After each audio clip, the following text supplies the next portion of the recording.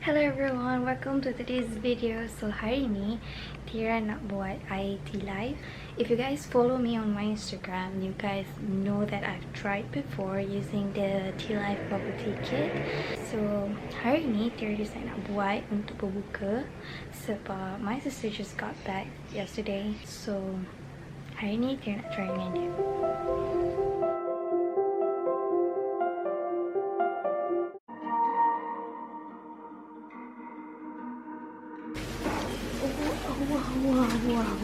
Wow. Yes.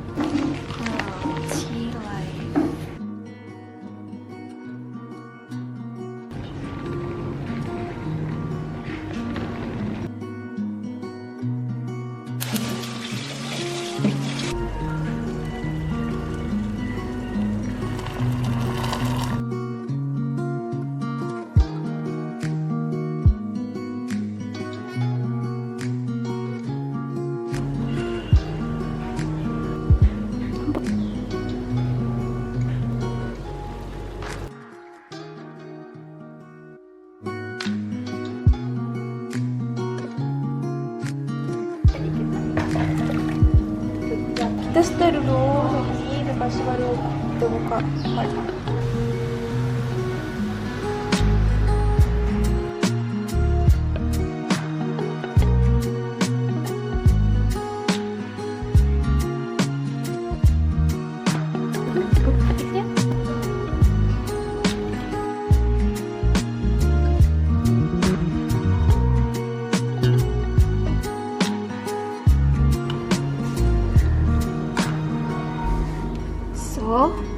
Saya punya adalah Bang Bang brown sugar chocolate. So we have chocolate here. Kau punya apa?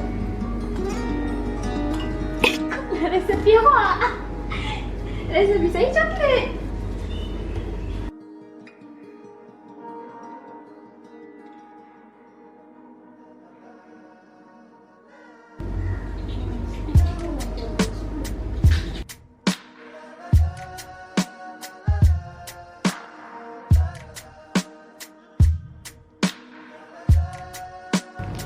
Kita letak je seberapa banyak yang kita nak.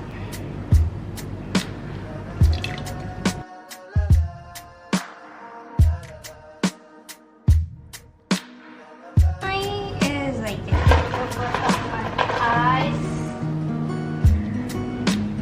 SMR sikit.